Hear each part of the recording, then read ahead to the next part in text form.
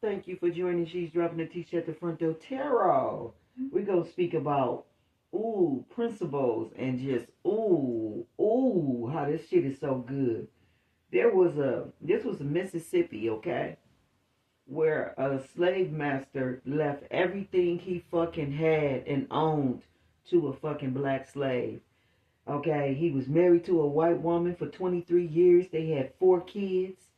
And all the fuck he left them was a motherfucking dollar. He gave them all $1 and left everything to the black slave and the 3 kids that he had with her. He valued the black slave and the 3 kids he had with her more than he did the white woman and the 4 kids he had with his wife for 23 years. Now, it had to be some serious shit going on in that house for that man to choose that situation the way he did. Them kids had to just look at him as a dollar sign, and the woman did too. But all I know is these people is losing their everlasting mind as they sit here and this attorney read this will of this man that was in sound mind when he did it, saying that he left everything to somebody that's not even... The woman wasn't related to him, but the kids definitely was. So it makes me think that, not only was she his property... Okay, but he probably considered her like a wife, or more than a mistress, to leave every damn thing to her. All I do know is, one thing for certain and 2 things for sure, entitlement, or whatever the hell a person think, kids included, does not mean anything. Whatever a person want to do with their last will or testament, or whatever they want to leave to whoever they want to leave, best to believe is going to be left to them, and it's going to be all kind of structures around it to keep all of you people that's mad as fuck about this shit from getting it. Like, I can't make this shit up. I'm going to let y'all hear the first 14 minutes of it, okay? And you're going to hear the breakdown of how people, decide to leave their wealth to other people, and they family be rubbing their hands thinking they finna be getting all the little milk and honey and they finna have it going on. And no, that's not the case. And that's the very reason why the shit get left to somebody else, because the person that passed away knew that's all you wanted.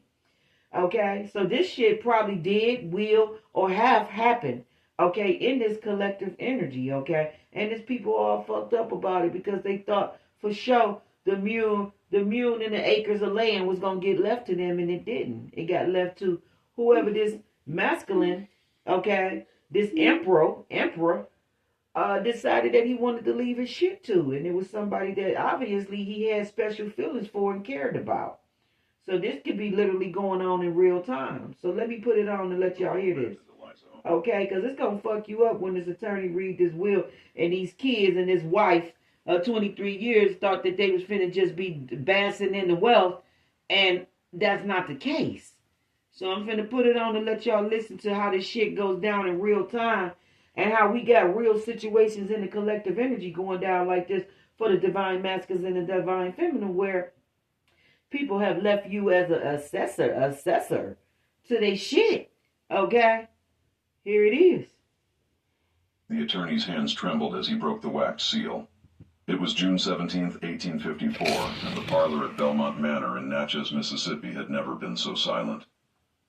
15 people sat in that room, watching James Whitfield unfold a document that would ignite a scandal so explosive it would make headlines from New Orleans to New York, and force a court case that would drag on for 7 brutal years. Margaret Thornton sat in the center chair, draped in black mourning silk, her face a mask of composed grief. She'd buried her husband of 23 years just 3 days earlier.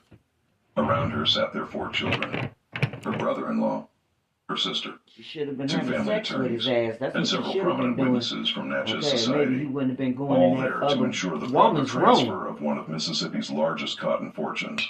What none of them knew was that in approximately 4 minutes, Margaret Thornton's entire world would collapse. Because the man they'd just buried, plantation master Robert James Thornton, had done something that no one in that room could have imagined. Something that would violate every social code of the antebellum South. Something that would force them all to confront truths they'd spent lifetimes pretending didn't exist.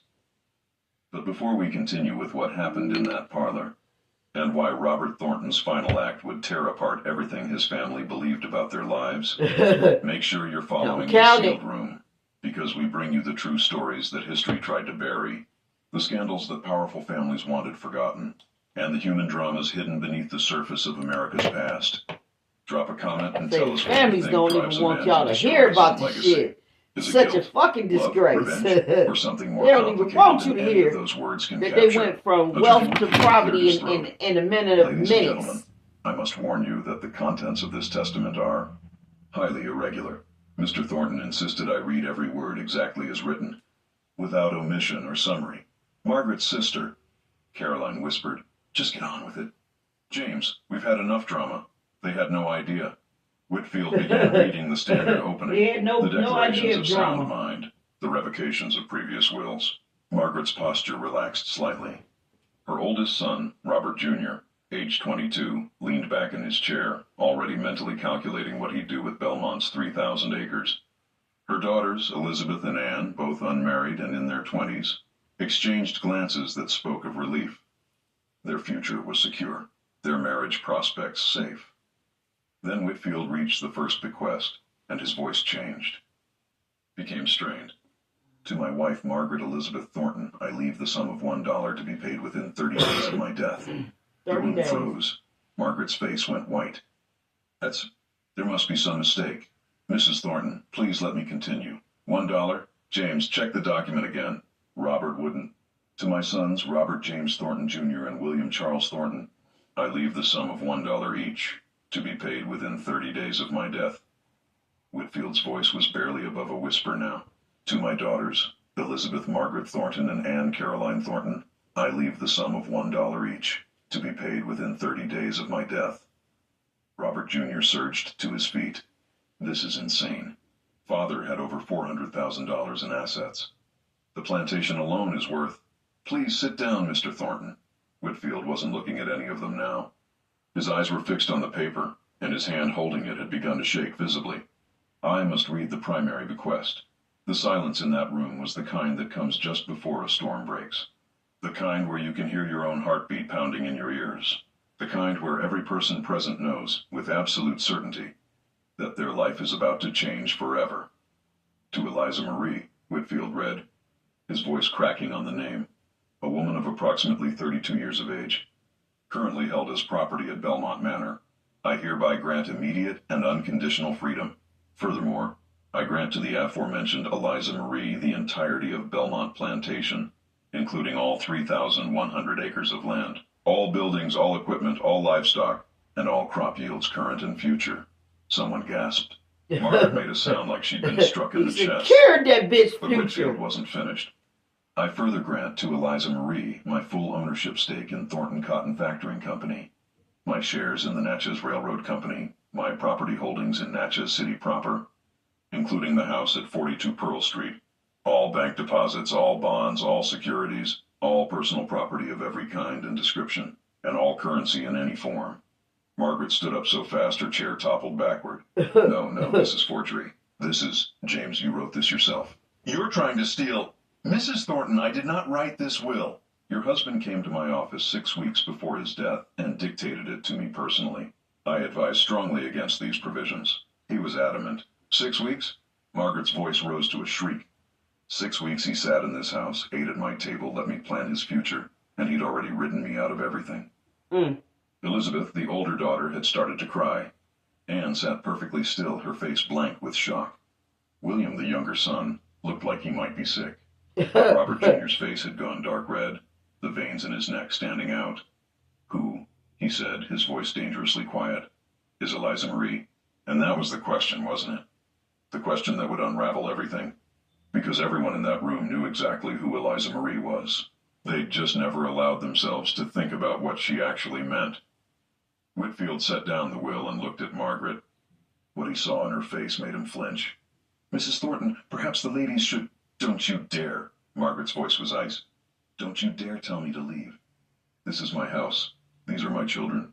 And you're going to explain to me how a woman who was property yesterday now owns everything I've spent 23 years building." "I'm not finished reading," Whitfield said quietly. "There's more?" William's voice cracked. "I further declare," Whitfield read, and his hands were shaking so badly now the paper rattled, "that the following children, currently living at Belmont Manor, are my natural offspring and are to be freed immediately upon my death and provided for from the estate. Marcus, age 9. Sarah, age 6. And Thomas, age 3. The room exploded. Robert Jr. started shouting. Elizabeth collapsed into sobs. Ooh, Margaret stood frozen, wait. her mouth opening and closing without sound. Because what Whitfield had just read wasn't just about an inheritance. It was about 3 children everyone at Belmont had seen, had known about, had carefully pretended not to understand the significance of. 3 children who all had light skin and distinctive features. 3 children who looked unnervingly like the Thornton family. 3 children who were Robert Thornton's sons and daughter. Now, he Born know to the he ain't woman have who no now owned business. everything, Caroline. Margaret's sister found her voice first. Margaret, did you know about the children? But Margaret wasn't listening. She was staring at a point on the... Yeah, she knew about them kids. She shouldn't have been letting her husband go in there and do all that. She should have noticed those 3 light-skinned kids that favored her fucking kids. Steady being all in la-la land and thinking that, oh, they just property and all that old goofy shit. Now she's sitting there humiliated, looking crazy with her 4 kids, and all the fuck they got was $1, and they getting it in 30 days when the black woman and her 3 kids is getting everything motherfucking ASAP. As the reading of the will is being read. Everything belongs to her as of that moment. Like, I can't make this shit up about the connections that people be having outside of the connections that they supposed to have. You can't make a person feel for who they feel for. You can't make them not feel for that person. It just is what it is. So it's obviously some woman that have been married to a masculine for 20-something years thought that she was going to get more than what the hell she thought she was going to get. And he didn't leave her shit probably but $1. If he left her $1.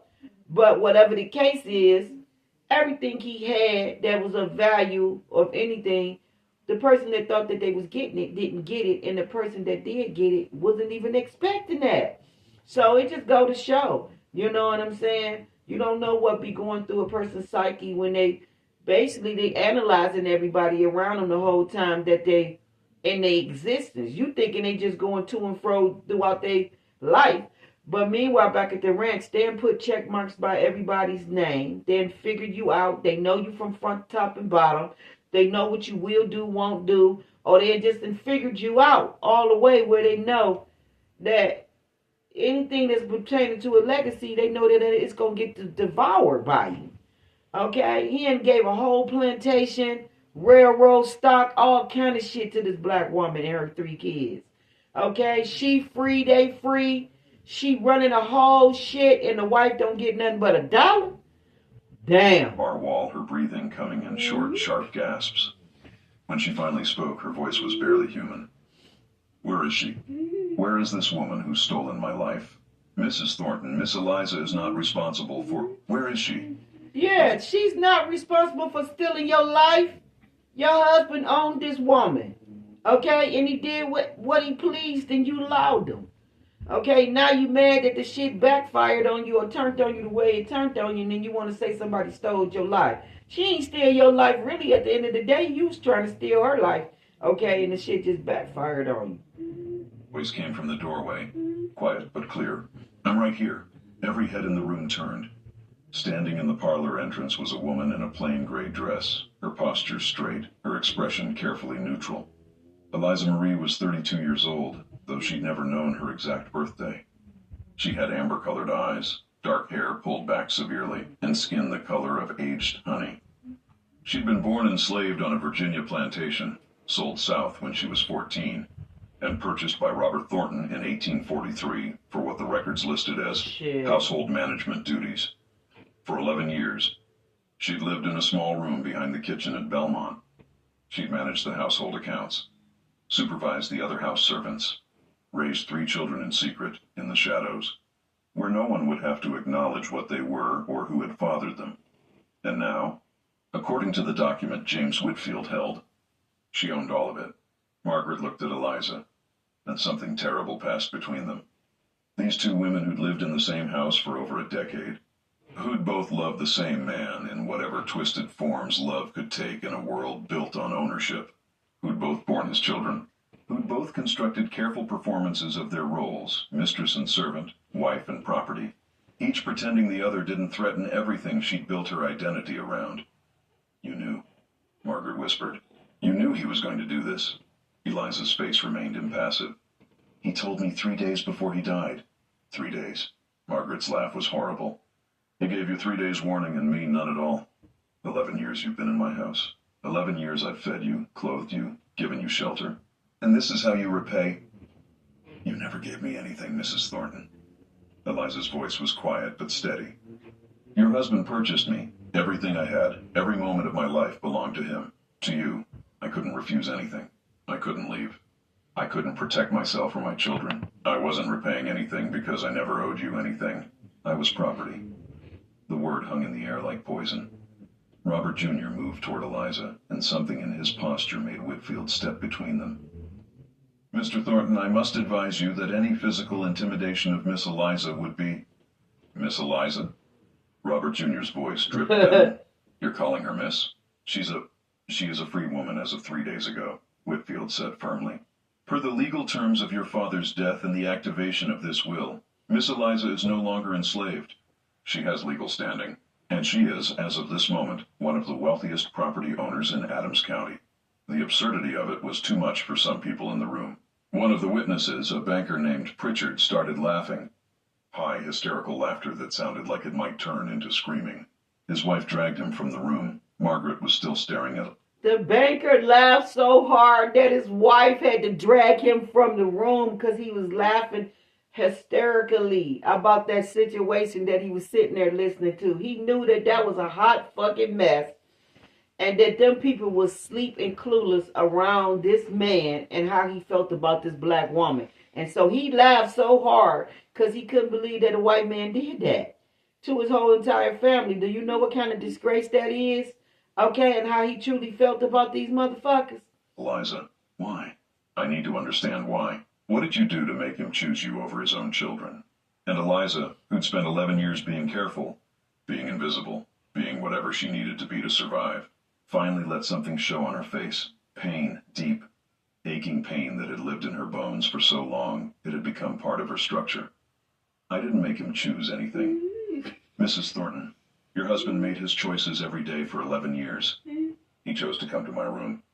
He chose to father children he knew would be born enslaved. He chose to keep us all trapped in a lie that protected him and destroyed everyone else. And at the end, when he was dying and couldn't lie to himself anymore, he chose to tell the truth. I'm sorry that truth has hurt you, but you're asking the wrong person why. It was the most Eliza had ever said directly to Margaret in 11 years. And it was the moment when everything that had been carefully contained, carefully managed, carefully buried beneath Southern propriety, finally erupted into open warfare. Margaret's brother-in-law, Thomas Thornton, stepped forward. He was Robert's younger brother, a lawyer himself, and he'd been silent until now, watching everything with calculating eyes. This will is illegitimate. It was extracted under duress from a dying man. It violates every principle of natural law and Christian morality. It will not stand in any court in Mississippi. The will was properly executed, Whitfield said. Mr. Thornton was of sound mind. He had every legal right to dispose of his property as she can't own property. Thomas's voice cut through the room like a knife. The law is clear. A Negro, even a freed Negro, has severely limited property rights in Mississippi. She certainly can't inherit a plantation. She can't own enslaved people. She can't manage business interests. The will is legally impossible. Your brother anticipated these objections, Whitfield said quietly. The will includes trust structures, guardian appointments, legal mechanisms specifically designed to... I don't care what mechanisms he designed. Margaret's voice had regained its strength, though it shook with fury. This is my home, my children's inheritance, their future, and I will burn this entire plantation to the ground before I let that woman take it. Eliza met Margaret's eyes steadily. Then burn it, but it will still be mine when the ashes cool. What happened next would consume 7 years, destroy multiple families, expose secrets that Natchez society had kept hidden for generations, and ultimately force a Mississippi court to confront questions about property, freedom, race, and power that the entire South was desperately trying to avoid answering. But in that moment, in that parlor with Robert Thornton 3 days dead and his will finally read aloud, all anyone could see was the wreckage. Margaret, who'd lost everything except $1 in her fury. 4 children who'd just discovered they were worth less to their father than the children he'd kept hidden. And Eliza, standing in the doorway of a house she suddenly owned, with 3 young children she had to protect. Noah. They said the kids realized that they was only worth $1 and that the 3 he hid he felt more for them than he did them. That's some fucked up feelings to be feeling about somebody that just died, ain't it? That every person in that room wanted her destroyed.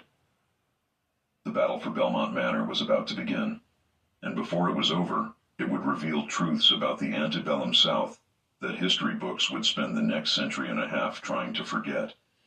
The hours after the will reading would later be described by household servants as the closest thing to war they'd witnessed without actual gunfire. Margaret Thornton didn't leave. Legally, she couldn't be forced to. The will granted Eliza ownership, but Margaret still had rights as the widow, even if Robert had tried to minimize them. So she stayed, and she made sure everyone knew she was staying. That first night, Margaret gathered her children in the master bedroom, the bedroom she'd shared with Robert for 23 years, and made them swear an oath. Elizabeth would later testify in court about what her mother said. "We will fight this abomination with every legal weapon we possess.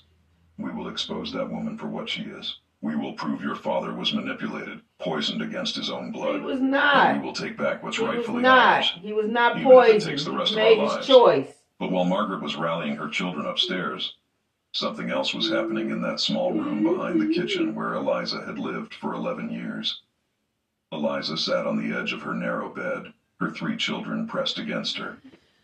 Marcus, at 9, was old enough to understand some of what had happened. Sarah, 6, kept asking why the white lady was screaming. Thomas, just 3, had fallen asleep in his mother's lap, exhausted by the day's chaos. "Mama," Marcus whispered, "are we really free?" Eliza stroked his hair. He freed Hair them. that was softer than hers, He freed lighter them. brown That with man reddish cared tints about in the them lamplight. kids more than he did Hair that the came from ones his he father. birthed in the marriage. The paper says we're free. But what does that mean? And how could Eliza explain to a 9-year-old that freedom was more complicated than a legal document? That they were free in writing, but trapped in a world that would never accept that freedom? That his father's final act of conscience had painted a target on all their backs? She couldn't. So instead she said, "It means we're going to fight to stay together, no matter what happens." What had happened between Robert Thornton and Eliza Marie was the story everyone in Natchez had whispered about for years but never spoke aloud in daylight. And now, with the will made public, the whispers were about to become shouts. Ooh, that's a Robert disgrace. Thornton had purchased Eliza in 1843 at a private sale in Natchez. The seller was a Virginia planter liquidating assets, and Eliza was listed as household trained, literate, excellent with figures. That literacy alone made her valuable and dangerous. Enslaved people who could read were watched carefully, restricted, often punished for the skill. But Eliza had been taught by a previous owner's wife who believed Christian duty required education, and the skill couldn't be unlearned. Robert paid $2,000 for her, nearly double the standard price. His wife Margaret had been furious about the extravagance. "Why do we need another house servant? We have 6 already, and $2,000. Robert, we could have bought 3 field hands for that price." Robert's answer, recorded in Margaret's diary from 1843, "She can manage the household accounts. You're always saying you need help with the books." It was true. Margaret did need help. She'd never been good with numbers, had never really wanted to be. Running a plantation the size of Belmont involved tracking hundreds of expenditures, recording crop yields, managing inventories. It was tedious work she was happy to delegate, so Eliza took over the books. And she was brilliant at it. She Within learned 6 her months, motherfucking she'd business, reorganized didn't Belmont's she, the entire whole 11 accounting system, years? caught He errors broke that her had been in costing for them what was going thousands, to be hers. streamlined the supply ordering.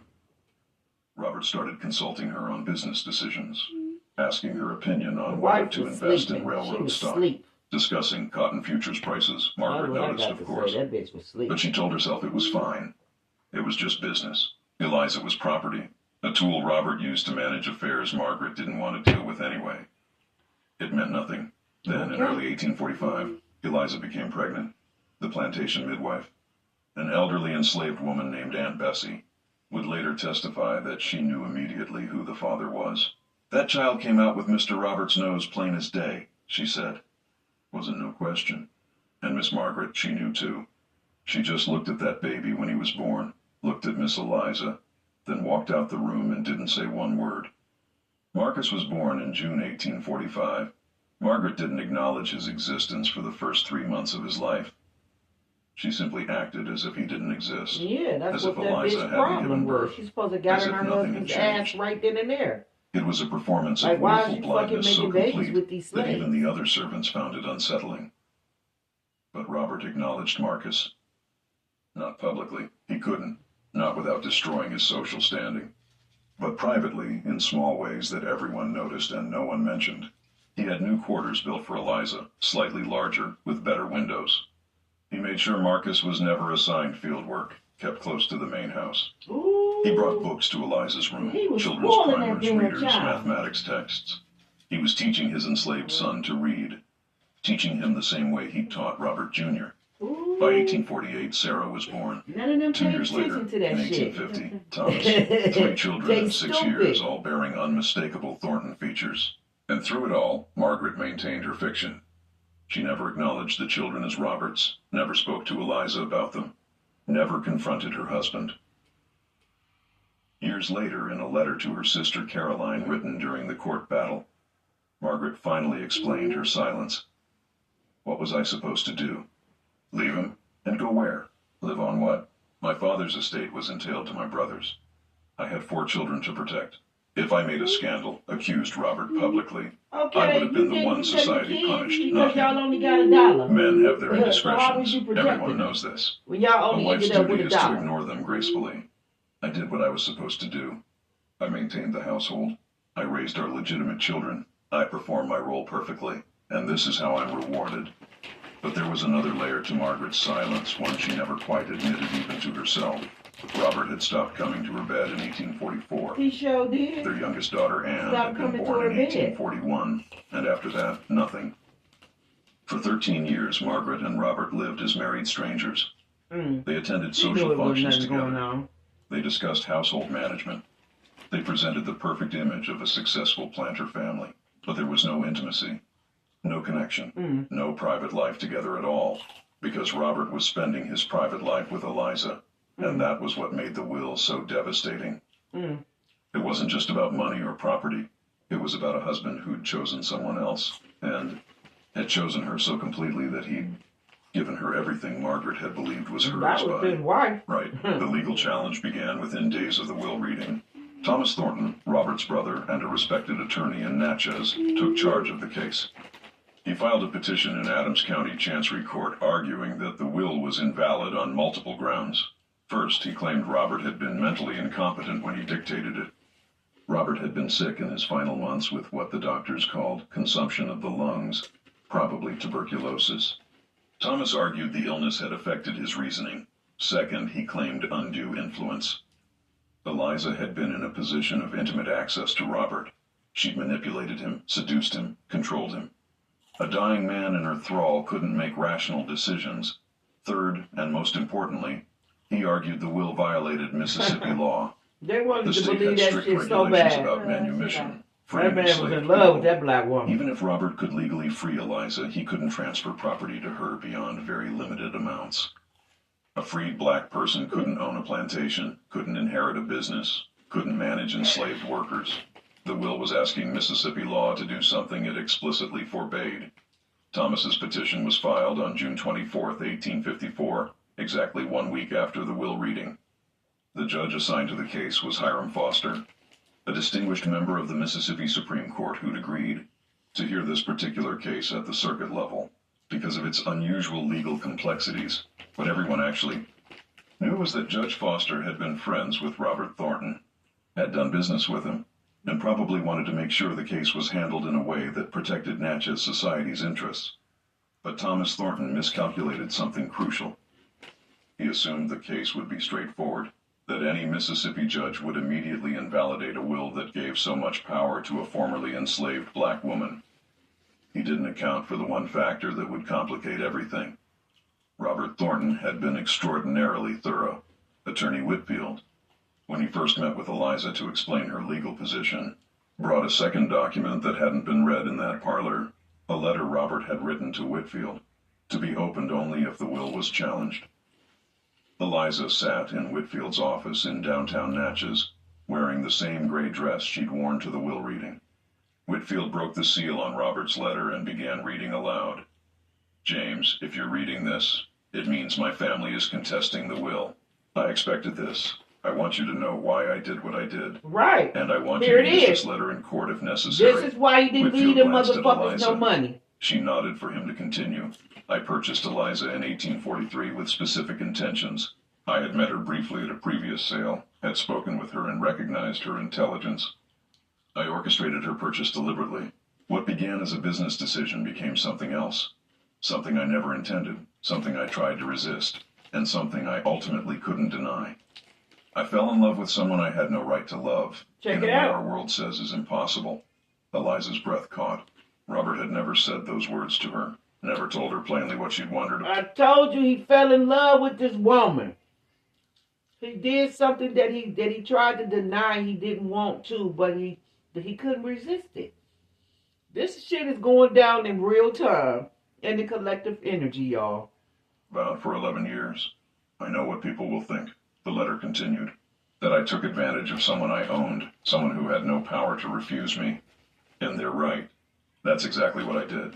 In the beginning, that's what it was. Exploitation dressed up in whatever lies I told myself. But over the years, Eliza became the only person I could be honest with. The only one who saw me clearly and didn't require me to perform. Come on. Margaret saw the planter, the businessman, the social figure. Eliza saw the man who was terrified of dying with nothing real in his life. Whitfield paused. When he continued, his voice was thick. I have lived a coward's life, James. I maintained a marriage that died years ago. Listen. I fathered children into bondage, my own children, enslaved because I lacked the courage to do what was right. I built wealth on the labor of people I kept in chains while pretending this was God's natural order. Come on. And I told myself these lies because the alternative was too painful. But dying has a way of stripping away every comfortable delusion. The letter went on for 3 more pages. Robert detailed his instructions for how Whitfield should structure the trust arrangements to withstand legal challenge. He acknowledged that what he was doing would hurt his legitimate children, but argued they would inherit their whiteness, their education, their social position, privileges his children with Eliza would never have unless he acted. And then, at the end, Robert wrote something that would become the center of the entire case. I free Eliza not as an act of charity, but as an acknowledgement of theft. I stole 11 years of her life. I stole her children's childhood. I stole their right to exist as human beings rather than property. This will is not generosity. It's inadequate restitution. Come on! And if Mississippi law says a man can't restore what he's stolen from someone he's wronged, then Mississippi law is more corrupted than I am. When Whitfield finished reading, Eliza sat in silence for a long moment. Then she said quietly, that was restitution. He never told me any of this. This is why people Not make the decisions that they make. Men often find courage in letters they can't find in life. They families be fucked up about it, but at the end of the day, they didn't work for that shit. This letter is powerful evidence. But using it means exposing everything. He just said it clearly. If they got education, privilege, and they got whatever this society that they in, you know, hey, they Gucci, they gonna make it, they gonna be okay. But the other kids, their color is already against them. The time that they was born in the time that they was in, they needed all the help. He left everything to them. This shit is deep as hell, y'all. This is called the sealed room. The sealed room. SEALED room. The sealed room. And it's banging. It says the plantation master who left his fortune to a slave and his wife with nothing. With nothing. Okay? Like he felt like the wife can go knock another John off.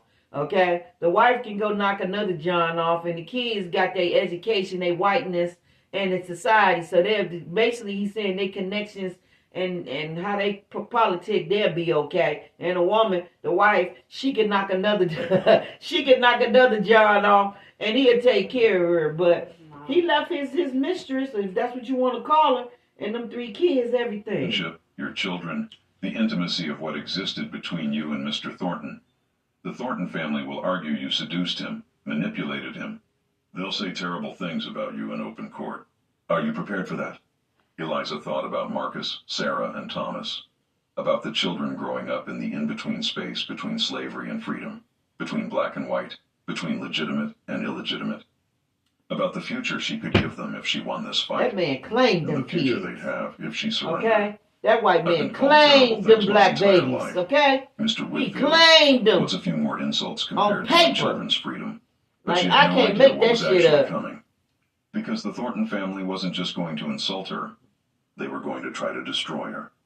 And they were going to use every weapon antebellum They Mississippi can use society whatever had the to fuck offer. they want. Weapons forged in generations of slavery, rape, denial, and the desperate That need shit to gonna work maintain out a in social that bitch order that required some favor. people to be human and others to be property. The first hearing was scheduled for August 1854. Both sides would present their arguments about whether the will should be probated at all. Judge Foster's courtroom was packed with every prominent citizen in Natchez. People stood in the back, crowded the aisles. This wasn't just a legal proceeding. It was a public spectacle. Margaret attended, dressed in her mourning clothes, her children beside her. She'd made sure Elizabeth and Anne looked pale and fragile, perfect victims of their father's betrayal. Robert Jr. sat stone-faced, radiating barely controlled anger. The message was clear. Respectable white family destroyed by enslaved seductress. Eli. You know what the wife problem was? She was looking at it like, oh, well, we married. It's basically, fuck it. We'll run it like it's business. You know what I'm saying? At the end of the day, everything's secured with me when he goes. So it don't matter if we ain't really having sex. We got 4 kids. Like, she just thought everything was in the bag. Okay? And she was not paying attention that that man had not came to her bed not one time after that last child. And she should have been looking at that. It ain't that much working together in the motherfucking world. Okay? All right. Lisa sat on the opposite side of the courtroom with Whitfield. She'd worn her plainest dress. No jewelry, hair pulled back severely.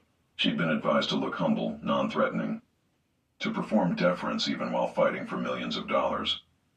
The performance required of both women in that courtroom said everything about the roles they were trapped in.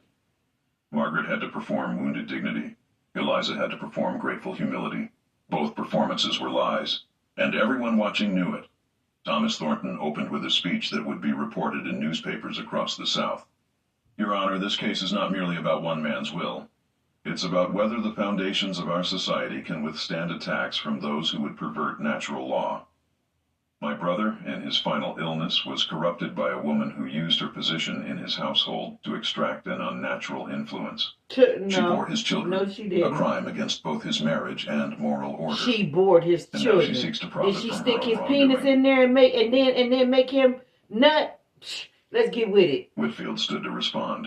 He was older than Thomas, grayer, with a reputation Like for people careful, hate to hold methodical argument. accountability for what they Your need Honor, to the hold question before accountability this for. court is That simple. man Did voluntarily Robert went back Thornton there have to the that legal bedroom right to every dispose of his motherfucking night property as he chose? to be with that Mr. woman. Thomas Thornton argues his So brother was get with the incompetent. program. I have 3 physicians prepared to testify that Robert Thornton was of sound mind until hours before his death. He argues undue influence. I have Robert's own letter explaining his reasoning in detail. He argues Mississippi law forbids this transfer. I have trust structures specifically designed to comply with every statute. Judge Foster listened to both sides, asked a few questions, then made a ruling that surprised everyone. This case raises complex legal questions that cannot be resolved in a preliminary hearing. I'm ordering full probate proceedings. Both sides will have the opportunity to present witnesses, evidence, and expert testimony. We will examine Mr. Thornton's mental state, the validity of his relationship with Miss Eliza, the legitimacy of the trust structures, and whether Mississippi law permits what this will attempts to do. He banged his gavel. Court will reconvene in October for full proceedings. It was a victory for Eliza, of sorts. The judge hadn't immediately dismissed the will, but it was also the beginning of something that would consume years of her life. As people filed out of the courtroom, Margaret and Eliza passed each other in the aisle. Margaret stopped, looked at Eliza directly for the first time since the parlor scene. When she spoke, her voice was low enough that only Eliza could hear. You think you've won something, but all you've done is guarantee that everyone will know exactly what you are. And when this is over, Shit, when you've been the one that he humiliated in public and loved, exposed shit. as a scheming The whore, one that he ain't had no you'll wish problem you'd with taken coming the and dollar making and 3 disappeared. babies with. What you talking about, Eliza met lady? her eyes. When He this didn't is leave over, nothing Mrs. but Thornton, $1 your to you. children will So if still he have cared their about name, you, he would have their left skin, more than and that. their place in society. Shit, who the fuck can Mine will have brainwash their freedom. that? I'll take You that better trade. get with the They would program. never speak directly again. but the battle between them was just beginning. Between August and October 1854, like, people be Natchez mad. society divided I into be tripping camps on with stuff like this because people hate. They just cannot reason with the fact that a person did not feel for them the way that they thought they should have or did. Like, people be fucked up when they get the wheels red and they just knew for a fact that they was just gonna be taken care of, or that person, cared enough to leave them, whatever. But people do stuff for all type of reasons. If they feel that you capable of handling it on your own, shit, that may get you only a motherfucking dollar in your hand. If you already in your career, you already got your family, you already living your life the way you supposed to be, and they feel you cool, that may get you only $1, nigga, as your inheritance. Because at the end of the day, you don't need no support from them. Especially if you didn't get none, or if you got too much of it when they was alive. It's like at the end of the day, they did all they was gonna do for you. Some people, it's like the blessings of God. Some people only gonna get their blessings here while they on earth, but then others gonna get the blessings here on earth and heavenly blessings. Like, you know what I'm saying? Like, they gonna get the whole red carpet throne put on their head, robe on. Like, they gonna get the whole shebang. And then some is just gonna get what they gonna get right here, and then that's it. Their glory gonna stop right here. It ain't gonna go no farther past earthly bounds, like, straight up. But this is what you got right here, where this man just cared about that woman more. They had very intimate talks, pillow talks. That man was expressing to her and telling her how he felt. And he felt alone, okay, with his wife. So it's obvious his wife was not doing, she was only concerned about material shit, which most of them is. She was only concerned about the money coming in, what she can spend going out, and her material shit. And this is why this bullshit happened to her, because her mind was not on the right shit. Her mind was not on the right shit. Okay, she was too busy trying to guarantee all the material shit, steady locking down the relationship she needed to have with her husband. That's what her problem was. Precision of a military deployment. On one side stood the Thornton family and their allies, old money families who saw the will as an existential threat to everything they'd built their world upon.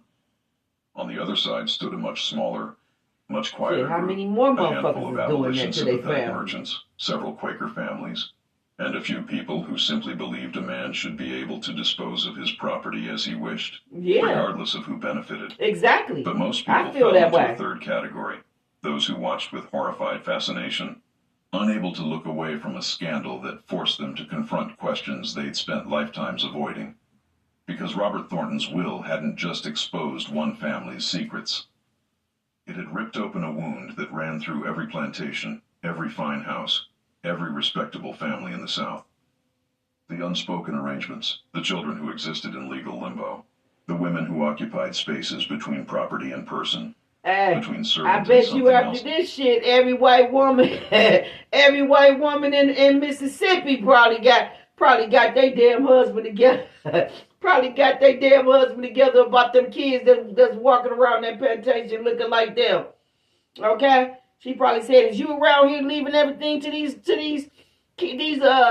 offspring kids that you having with these slaves?" Like, I bet you all kind of motherfucking arguments started all the way across the globe, boy, when this news got out. I bet you every white woman in America probably was making sure that their husband wasn't doing no crazy shit like this to them and their kids. Entirely. I ain't making this up. Eliza discovered just how deep that wound ran when she tried to buy supplies in Natchez. She'd gone to Henderson's General Store, a place where Belmont had held accounts for 20 years. She needed fabric, lamp oil, basic household goods. She handed her list to Thomas Henderson, who'd always been polite when she'd come in with orders from Margaret.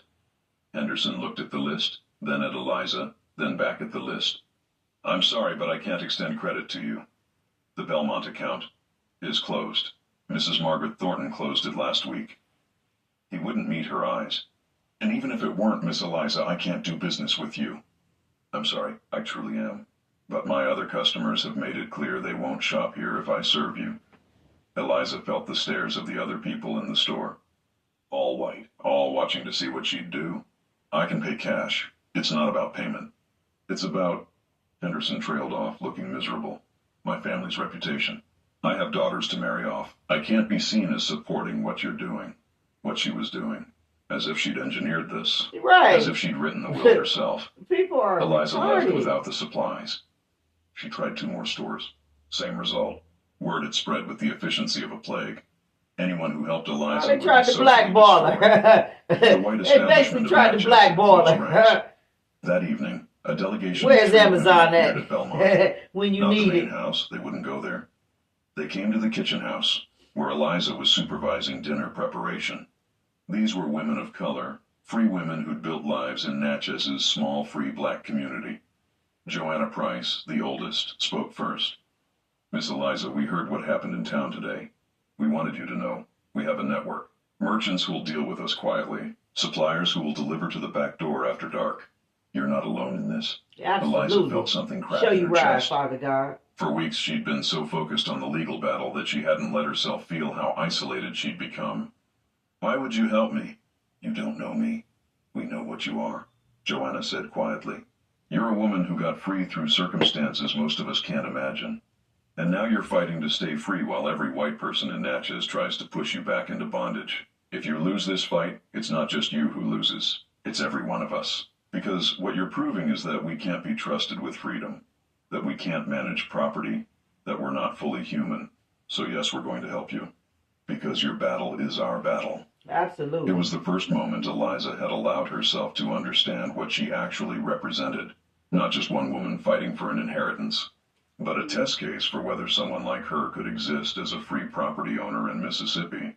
And if she failed, it would justify every law that restricted free black people's rights. Every argument that they couldn't handle freedom. Every rationale for keeping slavery intact.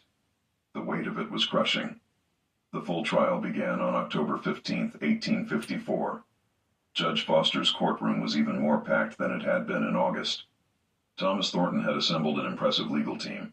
3 attorneys, all from prominent families. They'd spent months preparing, interviewing every person who'd ever worked at Belmont, building their case. Their strategy was brilliantly cruel. They weren't just attacking the will. They were attacking Eliza herself, destroying her character so thoroughly that no judge could possibly rule in her favor. The first witness they called was Margaret Thornton. Margaret took the stand wearing black silk, looking every inch the grieving widow. Thomas Thornton, conducting the examination himself, began gently. Mrs. Thornton, how long were you married to Robert? 23 years. Her voice trembled perfectly. 23 years and he left you $1. Did you manage his household faithfully? I did everything a wife should do. I bore him 4 children. I maintained his home. I supported his business endeavors. I honored my marriage vows even when... She stopped, dabbed her eyes with a handkerchief. Even when what, Mrs. Thornton? Even when I discovered he'd betrayed those vows. With her? Margaret's finger pointed directly at Eliza. Objection. This testimony and that's is when you were prejudicial supposed to and make the irrelevant most to noise overrule. and say I would not Judge have Foster her said. being in his house The and you witness may touching on continue. her. I want her out Margaret's this house. testimony Like, that's was crazy. devastating You because just it was turned largely it the other true. way. She described discovering Robert's relationship with Eliza in 1845 after Marcus was born. She described confronting Robert, who'd admitted the affair but refused to send Eliza away. See? She described years of humiliation, watching her husband's mistress live in her house, That's when raise she had his illegitimate children under her opportunity own to roof. divorce him and leave Did you him. ever She consider sat there and leaving let your that man husband? disgrace her like Thomas that. asked, where would I go? A woman can't simply leave her marriage because she's unhappy. Oh, you I got had me children to fucked think up. of, a reputation to protect. I did what any Christian woman would do. I forgave him. I prayed for him. I hoped he would see reason and end the relationship. Instead, he continued it for 13 years. And then he died and left me with nothing. She broke down crying. It was a masterful performance, and it was working. Eliza could see it in the faces of the jury. 12 white men, all property owners, many of them married. If she They told looked at him I Margaret want with her out sympathy. and he didn't do it, that They should have looked at told her that Eliza he had with an emotional disgust. bond to When the Whitfield woman. cross-examined, he was gentle but firm. It was more than Mrs. just some Thornton, slave you and a testified master that you shit confronted your going husband on. in 1845. So you basically let him What exactly have... did he say? He said it was none of my concern. Those were his words. None of your concern? Margaret hesitated. He said his relationship with Eliza was his private business. Did he ever promise to end the relationship? No. Did he ever apologize for it? No. In fact, didn't he tell you explicitly that he would continue the relationship and you would have to accept it? Listen to that. Margaret's face hardened. Yes, and you did accept it, didn't you? For 13 years, you accepted it. He you remained told in her, marriage. I'm You going to continued continue to benefit keep from the plantation's having income. sex with You her, attended seeing social her, and functions all of with that, your and ain't husband. nothing you can To do the about outside the world, shit. you maintained the Other fiction that than everything bounce was if you ain't fine. with the I had no program. choice. And You she had the same choice stayed. as Eliza had. So she got what Whitfield she said supposed to quietly. got, the $1. The difference is you could have left. She couldn't. Period. You chose to You stay played her, because they the wrote some benefits pimp outweighed shit the right there. humiliation. Eliza stayed because she was property. Objection. Thomas was on his feet. Counsel is badgering the witness. Sustained. Mr. Whitfield, move on. But the point had been made. Margaret had stayed in a marriage she knew was broken because divorce would have destroyed her socially and financially. Girl, bye. She Girl, chose bye. respectability This over shit dignity. destroyed you That financially. didn't make her the villain. It made her a victim of the same system that enslaved Eliza. But it also meant her moral high ground was shakier than she wanted to admit. The next several days of testimony were brutal. The Thorntons called servant after servant, asking them to describe Eliza's position in the household. Was going on and she didn't do What anything emerged about was a picture of a woman who'd held unusual power for someone enslaved, managing accounts, making decisions, having private conversations with Robert that excluded even his wife. But Whitfield's cross-examinations revealed something else. Respect. Almost every servant, when Maybe pressed, if she would have admitted divorced the that nigga, Eliza the dollar had would have been fair, made sense. kind even, Shit. that she'd helped people, Staying married protected 23 them from years worse don't mean shit overseers, when he ain't leaving you used her nothing but a influence with dollar. Robert to prevent families from being separated. One woman, an elderly cook named Aunt Ruth, gave testimony that stopped the courtroom cold. She'd worked at Belmont for 30 years and had known everyone involved. Thomas Thornton asked her, "Did you observe the relationship between Miss Eliza and Mr. Robert?" "I saw what there was to see." "Did it seem to you that she had manipulated him? Controlled him?" Aunt Ruth looked at Thomas Thornton with eyes that had seen too much of life to be intimidated by a white lawyer. "Mr. Thomas, you asking me if a woman who was property manipulated the man who owned her? That don't even make sense. How's someone with no power supposed to manipulate someone with all the power? She bore his children.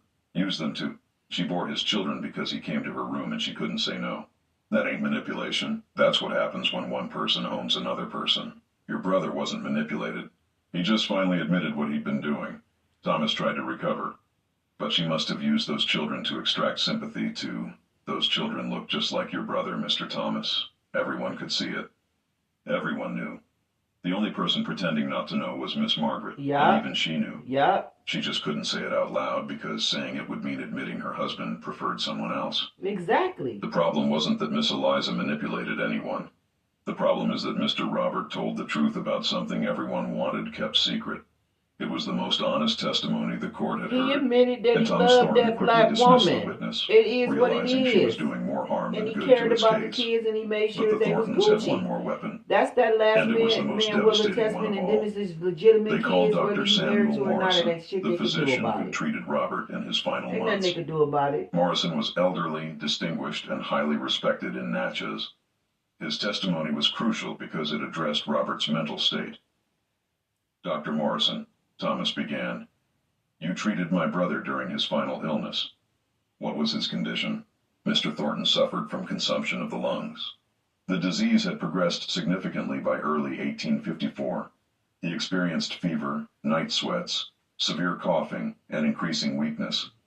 Did this illness affect his mental capacity? No. Morrison hesitated. No. Consumption can affect the mind, particularly in its advanced stages. Fever can cause delirium. The physical suffering can lead to despair, irrationality. In your professional opinion, was my brother capable of sound judgment in the weeks before his death? And here Morrison looked genuinely troubled. I believe he was physically suffering so much that his judgment may have been impaired, yes. Whitfield's cross-examination was critical. Dr. Morrison, you say may have been impaired. Were you present when Mr. Thornton dictated his will to Mr. Whitfield? No. Did you examine him that specific day? No. Did he ever, in your presence, say anything that suggested he was confused about his affairs, unable to recognize people, or otherwise mentally incompetent? Exactly. No. Morrison shook his head slowly. No. Robert Exactly. was That always lucid man when knew I what the saw fuck him. was going on. He spoke clearly about his condition. He understood he was dying. He made rational decisions about his care. So your testimony about impaired judgment is speculation. Exactly. It's based on my medical understanding of his condition. Shit to throw out there and but you have no direct people. evidence that Robert Thornton was mentally incompetent when he dictated his will? No, Morrison admitted. I don't. The testimony went back and forth for days. Witnesses for both sides, character assassinations and defenses, financial experts arguing about whether the trust structures were legal. Every intimate detail of Robert and Eliza's relationship dragged into public view. And through it all, Eliza sat in that courtroom, forced to listen as people debated whether she was human enough to own property, whether she'd seduced or been raped, whether her children deserved freedom or should remain enslaved. The psychological toll was immense. At night, back at Belmont, Eliza would sit with Marcus, Sarah, and Thomas, trying to maintain normalcy while their entire world hung in the balance. Marcus, now 10, was old enough to understand some of what was happening. He'd ask questions Eliza couldn't answer. Mama, why do they hate you so much? They don't hate me, baby. They hate what I represent. What do you represent? How could she explain to a 10-year-old that she represented the lie at the heart of Southern society? That she was proof that the children of enslaved women and white men were human beings who deserved rights? That she threatened the entire social order that said some people were property and others were people? She couldn't. So she just held him and said, I represent hope that things can be different. But the person who provided the most crucial testimony wasn't a character witness or a medical expert. It was James Whitfield himself, Robert's attorney, who drafted the will and heard Robert's reasoning firsthand. Whitfield took the stand in early November, and his testimony would change everything. Thomas Thornton tried to discredit him. Mr. Whitfield, isn't it true that you stand to earn substantial fees if this will is probated? I'm being compensated for my legal services, yes. So you have a financial incentive to defend this will, regardless of its validity? I have a professional obligation to defend my client's wishes. Robert Thornton came to me 6 weeks before his death and dictated this will over the course of 2 full days. He was more lucid, more purposeful than many clients I've worked with. He knew exactly what he was doing. What exactly did my brother say when he came to you? Whitfield pulled out his notes. He said, I'm dying, James. I've made many mistakes in my life, but I have a chance to correct one of them. I want to free Eliza and provide for our children. I know this will destroy my relationship with my legitimate family. I know it will cause a scandal. But I would rather die honestly than live one more day lying to myself. The courtroom went silent. He said more. Whitfield continued. He said, Margaret will never forgive me. My children will hate my memory. Natchez society will condemn me. I accept all of that, because the alternative is dying knowing that I enslaved my own children, that I kept the woman I loved in bondage, and that I was too much of a coward to face the truth. I've been a coward my whole life, James. Let me at least die brave. Thomas Thornton's face had gone pale. These were his brother's words, documented in Whitfield's notes, impossible to deny. But Thomas tried. My brother was clearly not in his right mind if he said such things. The Robert Thornton I knew would never. The Robert Thornton you knew, Whitfield interrupted. People swear they know people and they don't. You only know what the fuck they want you to know. This will was the man beneath that performance. You don't know them. And he was exhausted from maintaining the lie. It was the turning point of the trial. Whitfield's testimony, backed by detailed notes and the letter Robert had written, made it impossible to dismiss the will as the product of a confused mind. Robert had known exactly what he was doing. He'd understood the consequences, and he'd done it anyway. He brought Judge all Foster of it up, called for a recess so after he Whitfield's was in his testimony. right mind. When court reconvened a week later, he looked weary. This case had taken its toll on everyone involved. The final arguments took an entire day. Thomas Thornton argued passionately that the will violated Mississippi law, public policy, and moral order. Whitfield argued that Robert Thornton had every legal right to dispose of his property as he chose, and that the trust structures complied with all relevant statutes. Then Judge Foster asked the question that cut to the heart of everything. Mr. Whitfield, are you truly arguing that Mississippi law should permit a Negro woman to own a plantation with enslaved workers, to control business interests, to exercise the kind of economic power that has always been reserved for white men? And Whitfield, in what would become his most famous legal argument, responded, Your Honor, I'm arguing that Mississippi law already permits free people of color to own property. The legislature has restricted those rights, Yes, but not eliminated them. More importantly, I'm arguing that if a white man of property has the legal right to manumit enslaved people he owns and provide for them, then Robert Thornton has exercised that right. The fact that he chose to provide generously rather than minimally doesn't make his actions illegal. Exactly. It just makes them unusual. But surely the magnitude of this bequest is beyond what the law contemplated. With respect, Your Honor, the law doesn't specify how much a free person can inherit. It simply restricts their rights once they've inherited. Miss Eliza, if she receives this property, will still face all the legal restrictions that free people of color face in Mississippi. She won't be able to vote, testify in court against whites, or exercise many other rights. But owning property? The law permits that. And if we're going to say the law has a secret cap on how much property a freed person can own, then we're inventing restrictions that don't exist in statute. Judge Foster sat back in his chair. Everyone in the courtroom knew what he was thinking. This wasn't just a legal decision. It was a social one. Rule for Eliza. And he'd be saying that Mississippi law permitted a formerly enslaved black woman to become one of the wealthiest people in the state. Yeah, she was the wealthiest one in that fucking state. That white legal reasoning that didn't quite exist in the statutes. I'll issue my ruling in 30 days, he said finally, and then everyone waited. Those 30 days felt like 30 years at Belmont. An uneasy truce had settled over the plantation. Margaret remained in the main house, occupying the east wing. Eliza stayed in her quarters behind the kitchen, though legally she now had the right to occupy any part of the property. Neither woman crossed into the other's space. They existed in parallel universes within the same walls, each pretending the other didn't exist, but the enslaved people at Belmont existed in a strange limbo that was even more unsettling. They didn't know who owned them anymore. Was it Margaret as the widow? Was it Eliza, according to the contested will? Or were they about to be sold to settle debts if the whole estate collapsed under the weight of legal fees? Like a business, a man named Samuel, y'all who worked the fields at Belmont for 15 payroll. years, later described Eliza said, everybody torment. free. Eliza said, like, I don't even know if this is facts, but when I say jokes, it be prophetic shit in those jokes. And Eliza told every black slave there that they was free, that she needed help running that damn cotton plantation, and that if they stayed, they was going to get benefits and pay. I guarantee you. Enslaved herself just months before. I guarantee if she lost, we'd probably be sold off to pay the lawyers. Either way, our lives get the weren't fuck our out of own. here. But at least Miss Eliza knew what it felt like. Because that's what I would have counted for did. something. In Natchez, the case had consumed every conversation. Dinner parties debated the legal arguments. Church groups discussed the moral implications. The local newspaper ran daily updates. People placed bets on the outcome. The case had stopped being about one family and become about the entire social structure of the South. And beneath all the public debate ran a current of fear. Because if Eliza won, what did that mean for every other white man who'd fathered children with enslaved women? She was good with Could money, they follow so Robert I know Thornton's for a example? fact she definitely Would there be a could. wave She of ran that deathbed bitch like confessions? that. Wills that legitimized hidden families?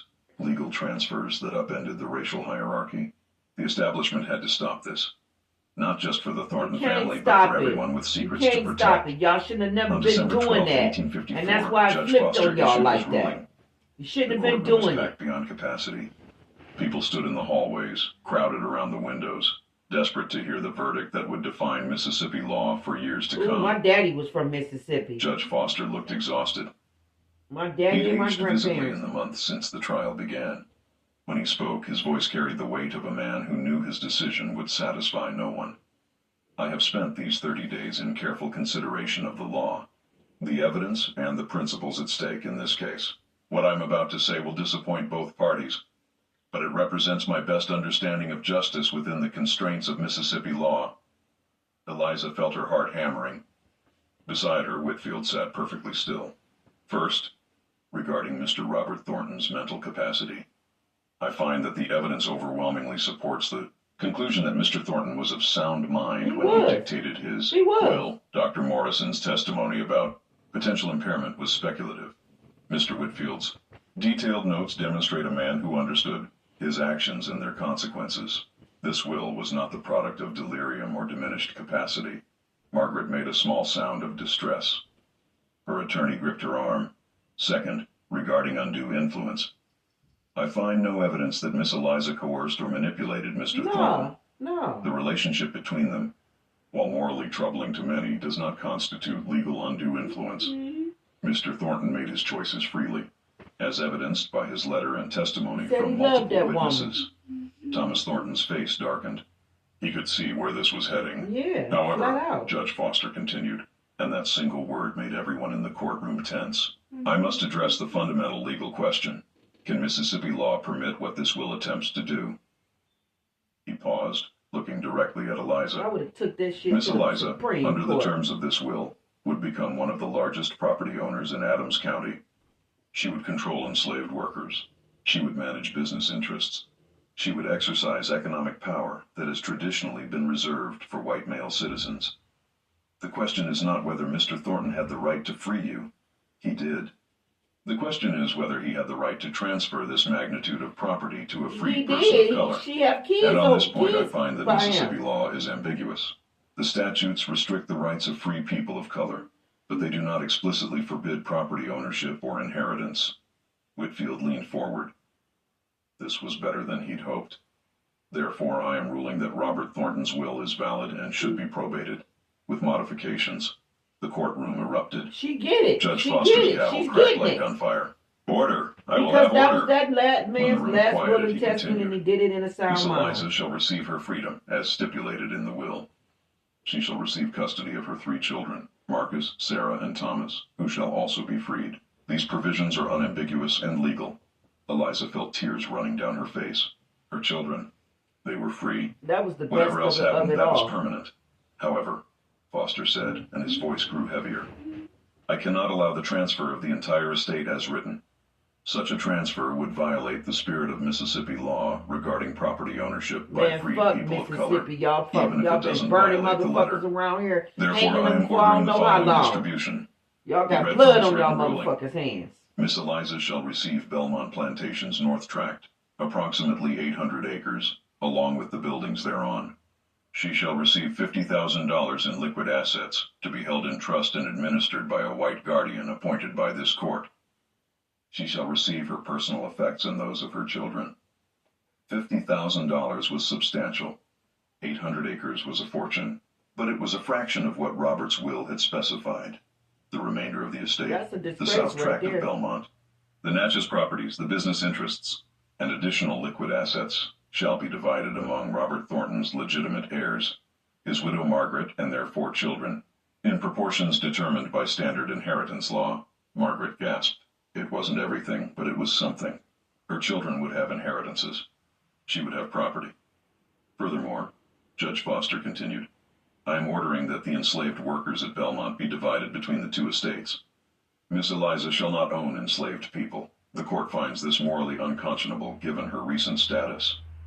Those workers shall be transferred to the Thornton family estate or sold, with proceeds divided appropriately.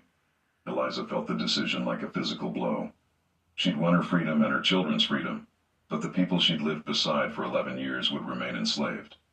She'd fought so hard, and still, the fundamental injustice continued. Yeah, because This she would have had the power Foster to concluded, free them, and they didn't want to attempts give her to honor that. Robert Thornton's intentions while respecting the legal and social realities of Mississippi. Both parties have 30 days to appeal to the state Supreme Court if they choose. Yep, He state banged his Supreme gavel. Court. This court is I adjourned. told you I would The have took her courtroom all the way to exploded the into Supreme chaos. Court. Reporters rushed out to file stories. Spectators argued loudly about whether the ruling was just. Margaret's family surrounded her, debating whether to appeal. And Eliza sat very still, trying to understand what she'd just won and lost simultaneously. Whitfield turned to her. Miss Eliza, this is a victory. You're free. Your children are free. You have property and money. We can appeal for more, but every day we spend appealing is another day my children live in uncertainty. Eliza said quietly. And every day Margaret Thornton spends fighting us is another day she can't rebuild her life. This needs to end. Are you saying you'll accept this ruling? Eliza thought about Marcus, Sarah, and Thomas, about the 800 acres that would be theirs, about the $50,000 that could educate them, establish them, give them futures she'd never imagined possible, about the cost of continuing this battle, not in money, but in humanity. Yes, she said, I'll accept it. On the other side of the courtroom, Margaret was having a similar conversation with her attorneys. Thomas Thornton wanted to appeal, to fight for the full estate. But Margaret, looking across the room at Eliza, seemed to have reached some internal conclusion. "No," she said. "No more. We have enough to rebuild. My children have inheritances. I have property. And I am so tired of fighting over Robert's corpse." Her voice broke on the last words. "Because that's what this had all been. A battle over a dead man's legacy. A fight about who he'd loved more, who deserved what, who would carry his memory forward." The two families left the courtroom separately. They would never speak again, but they would remain connected forever by the man who'd loved them both in different ways. Yep, and who destroyed them both trying to make amends for crimes he couldn't undo. The property division took 3 months to finalize. In March 1855, Eliza took possession of her 800 acres, the north tract of Belmont, with its own main house, smaller than the original but substantial. The trust fund was established with a banker named Harrison Wells serving as guardian. Wells was one of the few Natchez businessmen who agreed to work with Eliza, partly from principle, what the fuck? partly from the profit opportunity. Margaret and her children took the South Tract and the Natchez properties. The cotton factoring business was sold, with proceeds divided. The enslaved workers were divided by lot, a process that separated families and destroyed lives. Just as it always did, Samuel, the field worker who'd spoken about the psychological torment, was sold to a Louisiana planter. He would eventually escape during the Civil War and make his way north. In a memoir written years later, he described watching Eliza on the day of the division. "She was crying while they split us up, crying like her heart was breaking, and I thought, she knows. She knows exactly what this feels like. She just doesn't have the power to stop it. That's what freedom meant for her. She could save her own children, but not anybody else's. I've spent years trying to decide if I forgive her for that. I still don't know." Eliza moved into her new house with Marcus, Sarah, and Thomas in April 1855. For the first time in her life, she owned the space she lived in. For the first time, her children slept in beds that belonged to them. For the first time, they could read books openly, play freely, exist without constantly performing subordination. But the freedom was complicated. Natchez society never accepted Eliza. White merchants still refused to deal with her directly. She had to conduct all business through Harrison Wells or other intermediaries. Her children were educated at home because no school would take them. Too black for white schools, too wealthy for the colored school, too ambiguous to fit anywhere. Jesus, how mercy. The isolation was profound. The free black community that had supported Eliza during the trial remained friendly, but she existed in a strange social space between worlds, too elevated by wealth and property ownership to fit comfortably with others of her race, too marked by her skin and history to ever be accepted by whites. Marcus, as he grew older, became increasingly bitter about this isolation. On his 16th birthday in 1861, he asked his mother why they didn't leave Mississippi, go north, where their money could buy them genuine freedom. Eliza looked at the land she'd fought so hard to claim. "Your father gave us this. It's yours. If we leave, we're saying they won, that we don't deserve to be here, don't belong here. I won't give them that satisfaction, but history would make the decision for her." The Civil War began 3 months later. Mississippi seceded. Belmont Plantation, both North and South tracts, struggled as the economy collapsed. By 1863, Union forces controlled Natchez. The enslaved people at the Thornton Tract fled to Union lines, leaving Margaret with land she couldn't work. Eliza's tract, having fewer workers and more liquid assets, survived slightly better, but barely. In 1864, Marcus enlisted with the Union Army, one of thousands of black men who fought for the freedom his mother had achieved through a white man's guilt. He survived the war and returned to Belmont in 1866, wearing a Union uniform to the land his father had left him. Margaret saw him return. She was 63 by then, widowed twice. She'd remarried briefly in 1860, but her second husband had died at Vicksburg. She watched Marcus ride up the road in his blue uniform, a free black man who'd fought to destroy the world she'd grown up in. And she felt nothing but exhaustion. They passed each other on the road between the North and South tracks one day in 1867. Both were older, weathered by war and loss. Marcus tipped his hat to her, a gesture of respect he didn't owe. Margaret nodded back. They didn't speak. There was nothing left to say. Margaret died in 1871 in the house she'd fought so hard to keep. Her children inherited what remained of the South Tract, but the plantation economy was dead. They sold the property within 5 years and scattered. Robert Jr. to Texas, Elizabeth to Charleston, Anne to Mobile, William to New Orleans. None of them ever returned to Natchez. Eliza lived until 1889. She saw her children grow, marry, have children of their own. Marcus became a teacher, educated freed people during Reconstruction. Sarah married a minister and moved to Philadelphia. Thomas studied law in Ohio and became one of the first black attorneys in the North. She died owning the land Robert Thornton had given her, though by then it was worth a fraction of its antebellum value. Her will divided the property among her 3 children and her 7 grandchildren. A black family owning 800 acres in Mississippi, an impossibility before the war, a fragile reality afterward. But here's what the history books don't tell you. Here's the part that makes this story more than just a legal curiosity. After Eliza died, her children found a box in her room. Inside were letters, dozens of them. Letters Robert had written to Eliza over the years, hidden away, never shown to anyone. Letters that revealed a man tortured by the contradictions of his life. A man who loved someone he'd enslaved and couldn't reconcile that impossibility. A man who knew he was committing evil while convincing himself he was being kind. One letter, written in 1850, read, "Eliza, I tell myself that what we have is love. That because I care for you, because I value you, because I plan to free you someday, our relationship is different from what other men have with their slaves. But late at night, when I'm honest with myself, I know the truth. You can't refuse me. You can't leave. You can't even tell me what you really think without risking punishment. How can anything built on such foundations be love? And yet I can't stop coming to you. I'm addicted to the fantasy that you want me, even though I know you can't freely want anyone who owns you. I'm a monster pretending to be a man, and the worst part is that I'll keep being a monster because the alternative is admitting what I've done to you. And I'm too much of a coward for that." Another letter. From 1853, "I've decided to change my will, to give you and our children everything. Margaret will hate me for it. My legitimate children will curse my memory. But I need to believe that one act of honesty can redeem a lifetime of lies. I need to believe that freeing you, providing for you, makes up for enslaving you in the first place. I know it doesn't. I know there's no redemption for what I've done. But I have to try, even if it destroys everyone I love in the process." Those letters reveal the truth that the trial never addressed. Robert Thornton's will wasn't an act of love. It was an act of confession, a desperate attempt by a dying man to acknowledge his crimes and pretend that acknowledgement was the same as absolution. He freed Eliza and their children not because it was right, but because he couldn't face dying with the lie intact. He gave them property not as a gift, but as payment for what he'd stolen, their freedom, their autonomy, their humanity. And in doing so, he forced everyone around him to confront truths they'd spent lifetimes denying. But here's the question that haunts this story. Did it matter? Did Robert Thornton's final act change anything?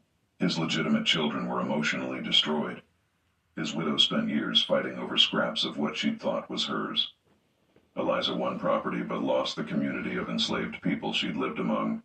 The enslaved workers at Belmont were sold and scattered, their families destroyed by the property division. And Mississippi law? The ruling in Eliza's case didn't change the fundamental structures of slavery.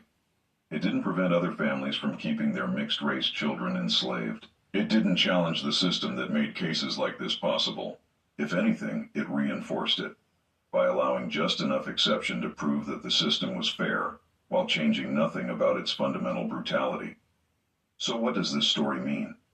What are we supposed to learn from a plantation master who left his fortune to a woman he'd enslaved, and in doing so, destroyed 2 families in the name of redemption he never really achieved?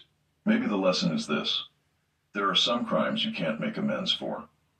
Some wrongs that can't be righted by good intentions or deathbed confessions. Robert Thornton spent 13 years committing daily violations against Eliza's humanity, against his own children's freedom, against every principle he claimed to believe in. And then he tried to fix it all with a legal document. But you can't unenslave someone. You can't give back the years you stole. You can't undo the trauma of being property, of raising your children as property. of living every day in a situation where your body, your will, your very self belongs to someone else. Freedom given as a gift from an owner isn't the same as freedom claimed as a right. Property inherited through a will isn't the same as property earned through your own labor. And a deathbed confession doesn't absolve a lifetime of choosing comfort over courage. The case of Robert Thornton and Eliza Marie forces us to confront an uncomfortable truth. The antebellum South wasn't just a system of obvious villains and innocent victims. It was a system that corrupted everyone it touched. Masters who convinced themselves they were benevolent, wives who pretended not to see, children raised to accept brutality as normal, and enslaved people forced to survive by whatever means available, even if that meant collaborating with their own oppression. Robert Thornton's will didn't fix that system. It just revealed how completely broken it was, and maybe that's the real legacy of this case. Not that one man tried to do right at the end of his life, but that the system he lived in made doing right impossible. You couldn't be a good person and a slaveholder. You couldn't love someone and own them. You couldn't build a fortune on stolen labor and stolen lives and then pretend a generous inheritance made up for it. Ooh. Robert Thornton died trying to believe he could. Eliza lived knowing he couldn't. Margaret spent years fighting over the remains of a lie. And their children, all of them, legitimate and illegitimate, white and black, paid the price for trying to exist in a world built on contradictions that couldn't be sustained. The North Tract of Belmont still exists. It's private property now, owned by descendants of Eliza and Robert through Marcus's line. The main house has been restored. It's beautiful, like something out of a plantation fantasy. All white columns and sweeping porches. But if you stand in that house where Eliza once lived, you can still feel the weight of all the impossible choices that were made there. All the people who tried to be good within a system designed to make goodness impossible. All the lives destroyed by people who thought they were being kind. The sealed room has brought you this story because it matters. Because these contradictions, these attempts to redeem irredeemable wrongs, these systems that corrupted everyone they touched, they didn't end with slavery. The patterns persist. The excuses evolve. The fundamental question remains: can you make amends for participating in evil? Or are some prices too high to ever be paid? What do you think? Was Robert Thornton's will an act of courage or cowardice? Was Eliza's acceptance of the judge's compromise pragmatic or a betrayal of those left enslaved? Could any decision made within that system be called just? Share your thoughts in the comments. These aren't easy questions, and they don't have comfortable answers. And if this story made you think, made you uncomfortable, made you question the simple narratives we tell ourselves about history, then subscribe. Hit that notification bell. Because history isn't just dates and dead people. It's about understanding how we got here, what we inherited, and what we're still trying to make right. The past isn't past. It's just waiting for us to be brave enough to look at it honestly. And sometimes the most terrifying stories are the ones where everyone involved thought they were doing the right thing. Oh my God. That was deep right there. The Spanish Moss. That was deep right there, and that was a lot to think about. And so somebody definitely probably is at a crossroad with that type of situation where they feel like a lot of evil or things that they did